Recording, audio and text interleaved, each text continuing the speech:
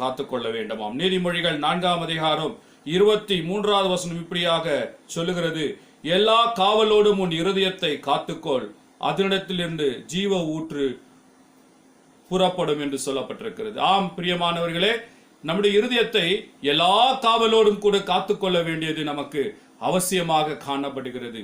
ஆகையினாலே எந்த நாளிலும் தேவனிடத்திலே கேட்போம். இருதயத்தை காத்துக்கொள்வதற்கு தேவனிடத்திலே நாம் உதவியை கேட்போம். இருதயம் ஏன் காத்துக்கொள்ளப்பட வேண்டும் என்று சொன்னால், அந்த இருதயம் தான் நம்முடைய தேவன் தங்குகிறதான ஆலயமாக காணப்படுகிறது. பிரியமானவர்களே, அந்த ஆலயத்தை காத்துக்கொள்ள வேண்டியது நமது கடமையாக காணப்படுகிறது. இன்னுமாய் கூட